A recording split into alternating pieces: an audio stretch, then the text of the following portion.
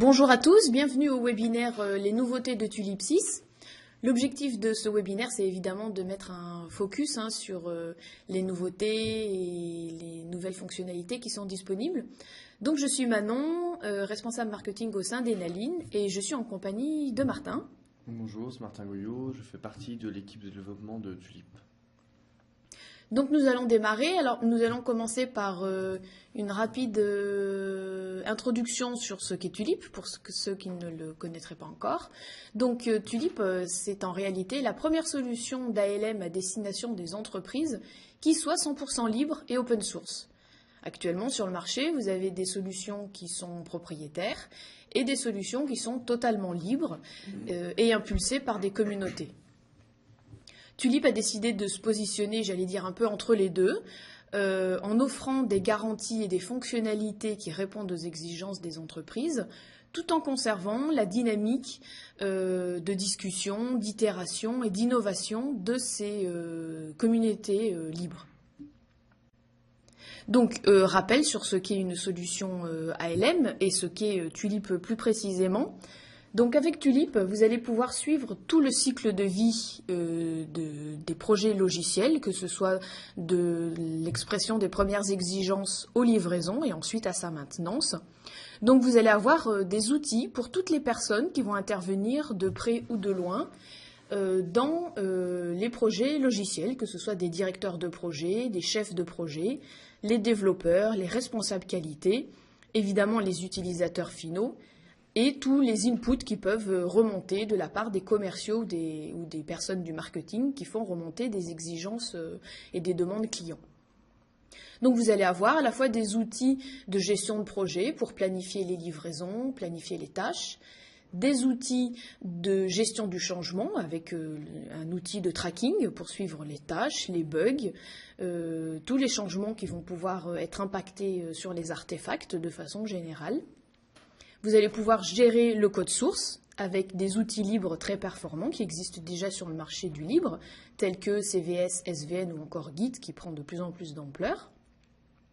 Pour tout ce qui est amélioration de la qualité, tests automatiques, Tulip offre une intégration continue avec Jenkins Hudson.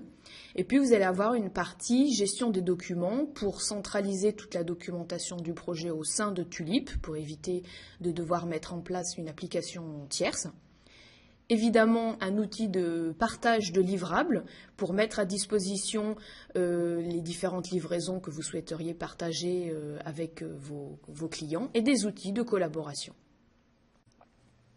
Donc l'offre de Tulip et plus particulièrement de la société Enaline, éditeur de Tulip pour lequel nous travaillons. Donc évidemment, Tulip étant une solution entièrement libre, vous pouvez l'utiliser sans aucune limitation, sans limitation d'utilisateur, sans limitation de projet, sans limitation de temps. Et c'est un outil sous licence GPL, donc véritablement qui joue le jeu et des valeurs et des principes des logiciels libres. Enaline, au-dessus de Tulip, propose des supports avec des garanties de disponibilité et nous nous engageons à travers un SLA pour garantir un impact minimal en cas d'incident. Nous proposons en complément deux services innovants. Le premier s'appelle la roadmap ouverte. Donc, dans la même dynamique que les communautés libres, nous sommes tout à fait ouverts aux propositions de la communauté en termes d'évolution fonctionnelle et puis évidemment des remontées de nos besoins clients.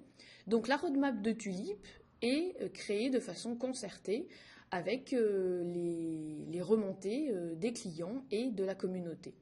Donc l'intérêt pour vous, c'est que vous savez que vous avez des livraisons très régulières puisque une nouvelle version incrémentale de Tulip est proposée une fois par mois. Évidemment, vous savez que lorsque vous déployez Tulip, vous avez une garantie du produit qui évolue en fonction de vos besoins réels. Le troisième service que l'on propose s'appelle le support au développement. Il s'adresse aux entreprises qui ont implémenté Tulip au sein de leurs équipes de développement et qui souhaitent participer elles-mêmes au développement de Tulip. Certains de nos clients ont des équipes internes de développeurs qui participent au développement de Tulip. Dans ce cas-là, nous les coachons, nous nous faisons des revues de code des contributions qu'ils proposent, de façon à assurer la pérennité de ce qu'ils ont développé et évidemment une maintenance dans le temps. Donc, pour les entreprises, évidemment, ça leur permet d'éviter, j'allais dire, de faire un petit fork maison, une petite adaptation de Tulip, mais qui du coup les rend différents en fait du produit éditeur. Voilà, donc en ce qui concerne donc ce webinaire sur Tulip 6, nous allons commencer par faire un gros résumé des nouvelles fonctionnalités et ensuite avec Martin, nous allons donc vous faire des démos en live pour vous montrer les outils de gestion de projet agile, l'outil de revue de code Gerrit, le connecteur Mylin implémenté dans Tulip et l'intégration avec MediaWiki. Et puis après, ce sera votre tour si vous souhaitez poser des questions ou que l'on vous fasse des démos plus spécifiquement sur une fonctionnalité. Donc pour commencer, des petits chiffres toujours rigolos, bien qu'on sait qu'ils ne soient pas véritablement significatifs. Donc Tulip 6, vous voyez de nombreux commits et de fichiers qui ont été changés pour arriver à l'élaboration de cette nouvelle version. Et puis surtout, c'est grâce à notre collaboration avec nos clients et la communauté que nous avons développé cette nouvelle version et que nous vous la proposons aujourd'hui en libre utilisation. Alors, commençons par la gestion de projets agiles. Les outils qui ont été développés pour adresser les équipes agiles peuvent être utilisés par toutes les équipes, quelle que soit leur taille. Vous allez évidemment pouvoir créer votre product backlog, c'est-à-dire une collecte des exigences clients, et planifier vos livraisons et vos tâches avec l'Agile Dashboard.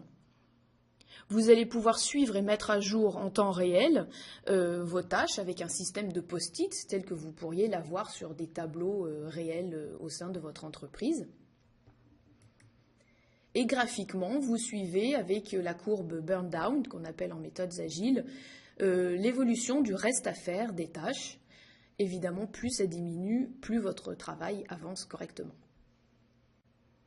Tulip 6 propose également de mettre un point fort sur l'accélération de la productivité pour les équipes de développement avec un travail sur l'intégration de Git, Gerrit, Hudson et Mylin. Donc si on reprend un petit peu le workflow classique, à titre d'exemple auquel pourrait avoir droit un développeur, si par exemple une équipe de projet a mis en place un espace projet au sein de Tulip, a créé des groupes d'utilisateurs avec des permissions distinctes et activé plusieurs outils de planification, de tracking, de gestion de code source, de documents et de collaboration, supposons que le développeur suit la mise à jour de son travail au quotidien, soit sur son tableau personnel, soit depuis Eclipse. Il va donc développer localement, soit avec Eclipse, mais également avec d'autres outils de développement qui lui conviendraient. Il pousse son développement au sein de Gerrit, et Gerrit, à ce moment-là, pourrait bénéficier des repos Git qui auraient été créés auparavant au sein de Tulip, ainsi que des groupes d'utilisateurs et des droits d'accès. Si l'on continue le workflow, une fois que le code a été poussé dans Gerrit, l'intégration continue va se mettre en place pour vérifier, tester, builder. Et l'intégration continue affichera le résultat des tests, est-ce qu'ils sont passés ou est-ce qu'ils ne sont pas passés, à la fois sur le tableau de bord de Gerrit et à la fois sur le tableau de bord du projet au sein de Tulip. On passe ensuite à la partie de la revue de code. Habituellement, ce sont souvent d'autres personnes, évidemment, que les développeurs qui effectuent cette revue de code. Et une fois que tout est passé, que tout est propre, on peut merger au sein de Tulip. Donc en ce qui concerne l'intégration de Gerrit pour cette version 6.0, Gerrit maintenant est facilité, la mise en place est facilitée grâce à l'intégration qui a été faite avec Tulip, puisque vous allez pouvoir donc répliquer ou migrer du moins vos dépôts de Tulip sur Gerrit.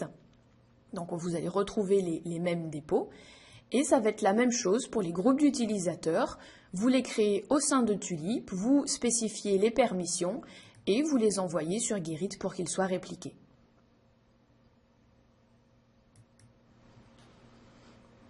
En ce qui concerne Mylene,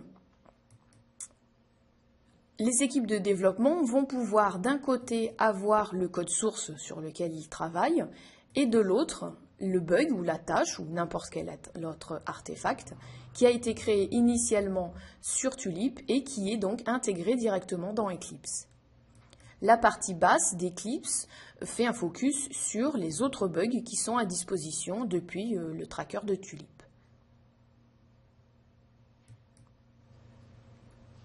Comme on vous le disait, MediaWiki a été intégré avec Tulip, donc Tulip proposait d'ores et déjà un autre wiki, en l'occurrence PHP Wiki. Certains clients souhaitaient mettre en place et intégrer MediaWiki au sein de Tulip puisqu'ils l'utilisaient par ailleurs, mais la nécessité de l'intégrer directement dans Tulip était très importante. Donc du coup, voilà, maintenant à disposition, vous avez 2 wikis en complément du gestionnaire de documents. Un premier pas a été effectué pour rendre compatible l'installation de Tulip sur les serveurs Debian.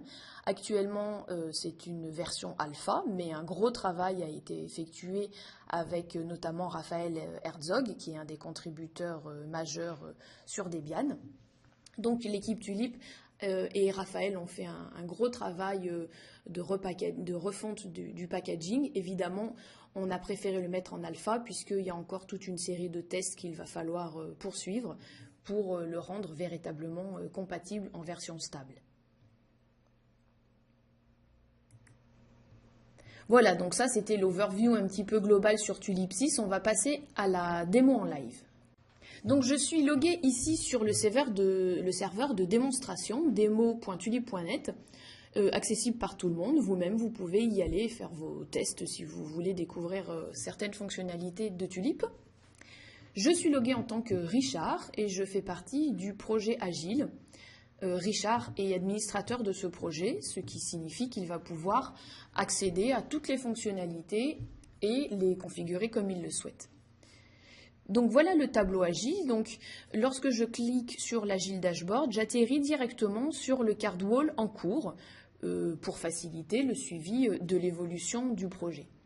Si je reviens d'abord à l'étape première dans tout projet Agile, je dois commencer par peupler, en français comment on dit, je ne sais pas, collecter toutes les exigences clients et créer mon product backlog, rassembler toutes les exigences de mon client. Donc par exemple, je vois qu'il m'a fait remonter des bugs, mais également des épiques. Je peux créer un nouvel épique très rapidement comme ceci. Par exemple, create new features to what colors. Donc c'est un épique, donc on est dans quelque chose d'assez généraliste. Donc dans la partie gauche, j'ai la création de mon product backlog et dans ma partie droite, release plan, je vais décider pour ma release 1.1 ce que je vais mettre de mon product backlog vers cette release plan. Donc par exemple, avec ce système de flèches, je vais les basculer simplement, voilà, du product backlog vers mon release plan.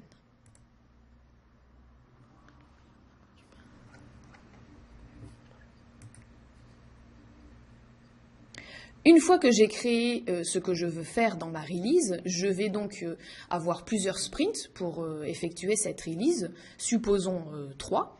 De la même façon, je vais donc repartir cette fois-ci de mon release backlog, ce que j'ai décidé de livrer, et je vais donc découper cette release en plusieurs sprints, plusieurs périodes de 2 semaines ou plus, suivant les équipes agiles.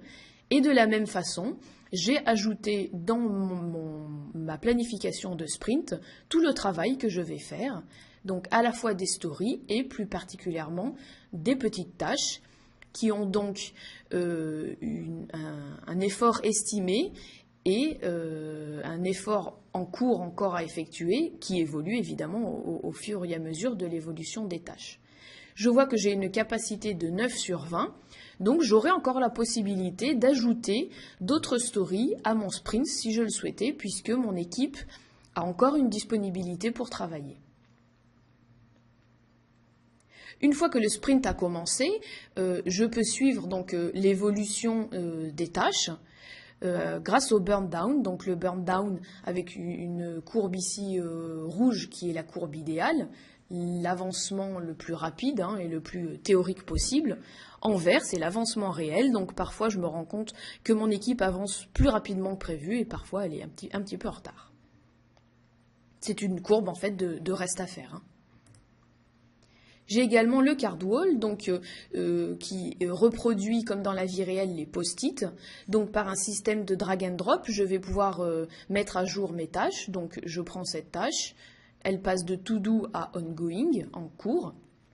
Donc n'importe quel développeur qui viendrait sur ce card wall verrait effectivement l'avancement de cette tâche. Par un petit clic, donc je peux mettre à jour le nombre d'efforts restants, ici en heures. Et je peux mettre qui est la personne qui est en charge. Est-ce que c'est Hélène Tibury? Par exemple, je vais mettre Linda. Voilà. Donc, pour voir qui est en charge de chaque tâche, j'ai ici des petits avatars qui évidemment diffèrent en fonction des personnes. Si je le souhaite, avec la configuration ici à droite, je peux décider d'afficher de façon préférentielle le nom des gens. Je peux effectivement rechercher, faire des recherches simples dans cette barre ici, si par exemple je veux savoir toutes les tâches qui ont été assignées à Martin. Il suffit que je tape son prénom pour voir ce qu'il en est, par exemple. Ou si je voudrais savoir toutes les tâches qui ont un lien avec le volume, par exemple. Voilà, en l'occurrence, il y en a à chaque fois qu'une. Voilà, donc un petit espace de recherche pour vous aider un petit peu à visualiser les post-it restants. Voilà pour l'Agile Dashboard. Je vais passer la partie développement à Martin qui va vous la présenter avec l'intégration de Gerrit et Git. Bonjour. Donc, je vais vous présenter l'intégration de Gerrit avec Tulip.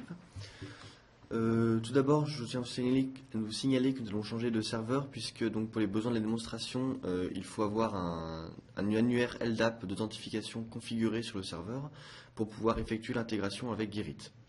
Donc nous avons un autre serveur qui possède cette configuration. Donc voilà, je suis maintenant sur mon nouveau serveur. Je suis connecté, comme vous pouvez le voir en haut à droite, en tant que Gimalco. Et donc, je suis administrateur de deux projets, donc Demo Gerrit et Some Other Project. On va aller dans Demo Gerrit et dans l'espace Git. Voilà.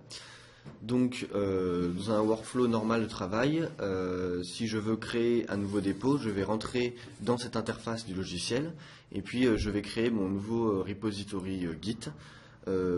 Pour que Tulip me le crée et me le configure. Donc je vais l'appeler Some New Repository, Some New Repo même, et je vais demander la création par Tulip. Voilà. Donc comme vous pouvez le voir, Tulip est en train de créer donc mon dépôt, il va y ajuster les droits d'accès, etc. Et puis créer la configuration qui va bien du côté de Gitolite. Donc on va regarder si c'est fait. Non, c'est en cours de création. Alors, pendant ce temps, je vous propose de nous préparer à effectuer donc, le clone de ce dépôt dans notre espace de travail. Donc, je suis dans mon bash Git et je vais demander à cloner ce dépôt. Donc, je prends l'adresse. Hop, coller. Voilà, on va vérifier qu'il a été créé par Tulip. Voilà, donc comme vous pouvez le voir, Tulip a créé le dépôt Git au sein de Gitolite. Donc, je clone le dépôt Git. Voilà, il me signale que j'ai apparemment cloné un repo qui était vide, ce qui est normal, il vient d'être créé. Je vais dans mon nouveau repo et puis je peux commencer à travailler.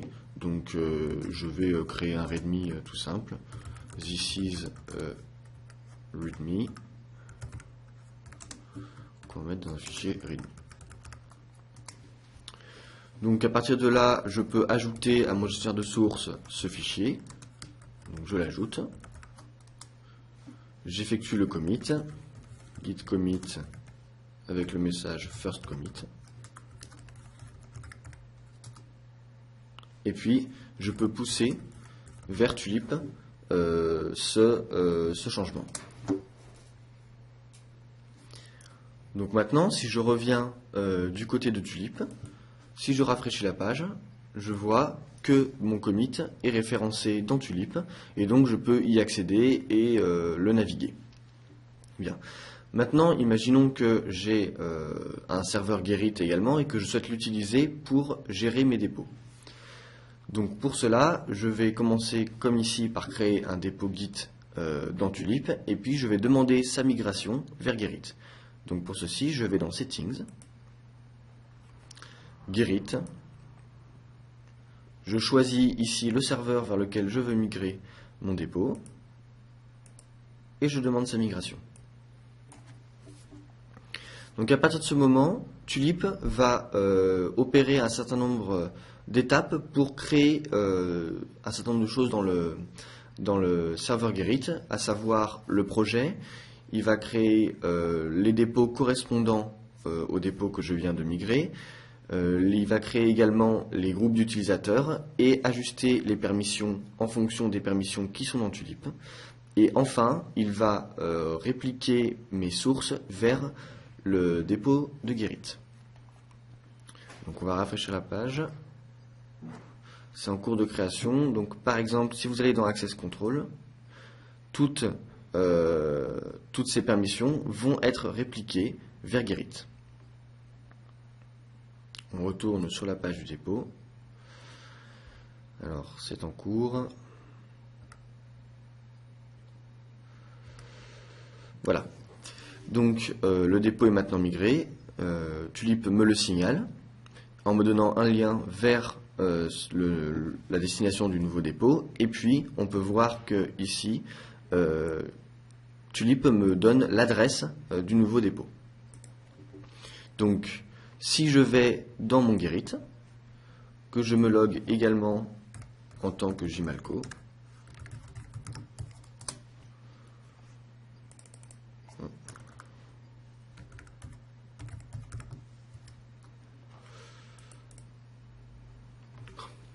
donc hop là, Jmalco et le mot de passe, voilà, que je vais dans les projets et que je les liste, on peut voir que donc j'ai le projet Demo Gerrit dans lequel je travaille, qui est donc le projet parent, et puis Some New Repository, qui est donc le projet correspondant à mon dépôt. Donc maintenant imaginons que je veuille continuer à travailler, mais donc sur ce dépôt Gerrit. Je vais donc prendre l'adresse que Tulip me fournit, et puis je vais cloner ce nouveau dépôt. Donc je retourne dans ma console. Et je demande à cloner ce nouveau dépôt. Voilà, on va le mettre dans test Gerrit. Voilà, donc comme vous pouvez le voir, je viens de cloner le dépôt qui a été migré sous Gerrit, et Gerrit m'a laissé passer, puisque Tulip a ajusté mes droits en fonction de ceux que j'avais sur le dépôt précédent. Donc maintenant, si je vais ici, et que je regarde le contenu, je vois que j'ai bien le fichier README que j'avais précédemment créé. Tulip a bien migré mon dépôt vers le dépôt Gerrit. Donc maintenant, imaginons que je veuille continuer à travailler. Donc je vais retoucher ce fichier README. Yes, it is. De la même manière, je vais l'ajouter. J'effectue le commit. Donc, on va mettre comme message second commit. Et puis maintenant, je vais pousser. Alors, pour les besoins de la démonstration, on va passer l'étape de code review et je vais pousser directement dans les références Gerrit.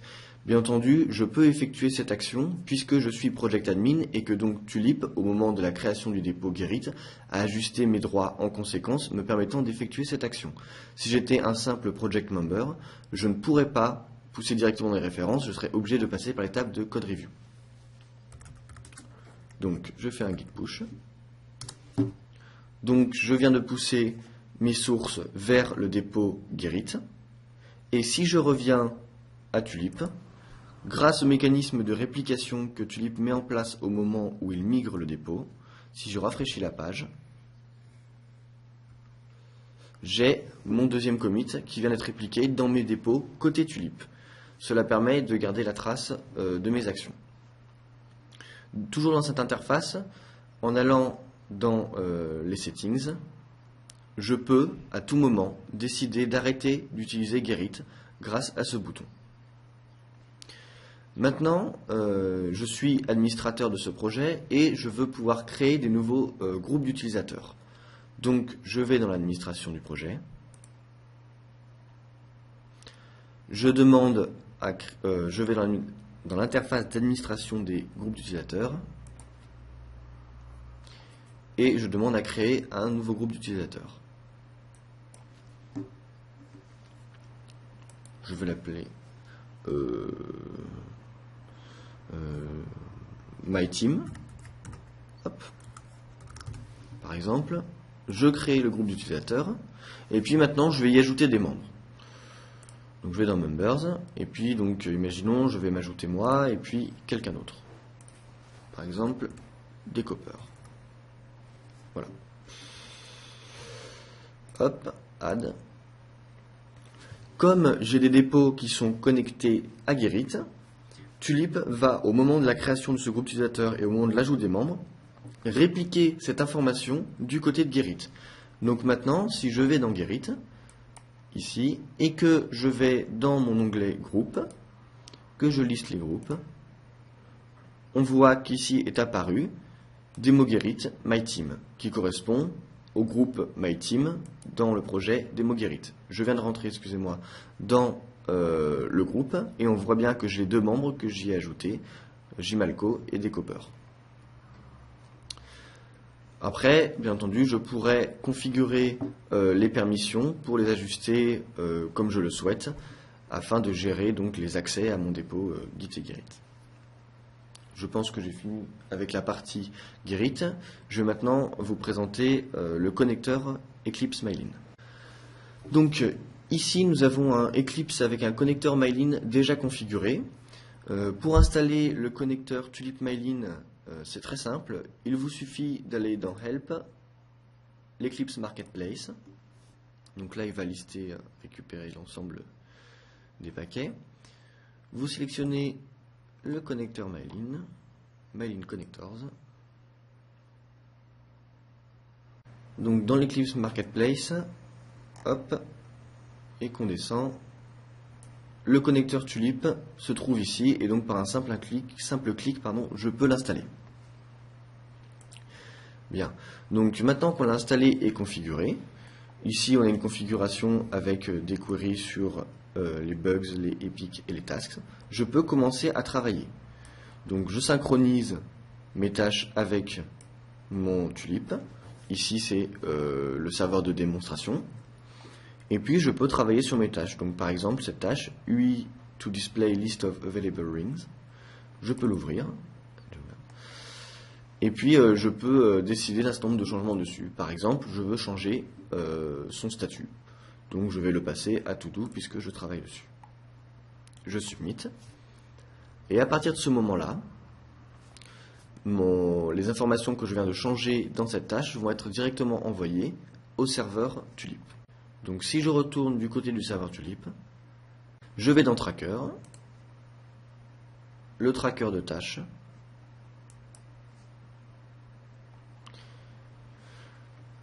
on va dans les tâches, et donc là je recherche ma tâche UI to display available rings, on voit qu'elle est au statut to do.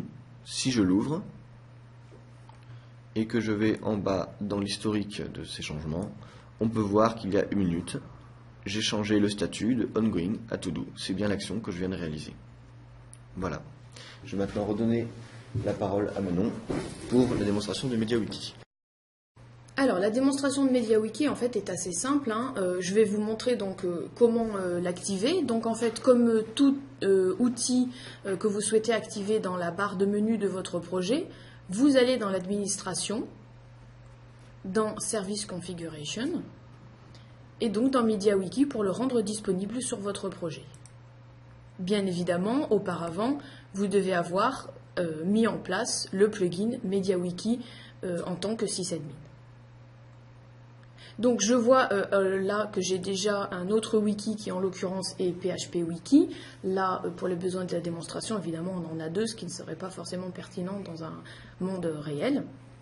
Donc je vais donc dans la page MediaWiki et à partir d'ici, je vais pouvoir créer des nouvelles pages et visualiser les différences comme ça aurait été le cas dans PHP Wiki. Si vous souhaitez télécharger Tulip, vous pouvez le faire dès maintenant puisque il est déjà à disposition sur le site communautaire tulip.net. Il en est de même si vous souhaitez poser vos questions pour son installation ou son usage. Vous allez sur la mailing list de tulip.net, là où les développeurs de Tulip et les autres membres de la communauté échangent. Comme je vous le disais, les fonctionnalités de Tulip sont créées grâce à vous, grâce à vos remontées et grâce à nos clients. Donc à vous de nous dire ce que vous souhaitez pour Tulip 7 et l'équipe fera en sorte à la fois de vous proposer des améliorations et de nouvelles fonctionnalités.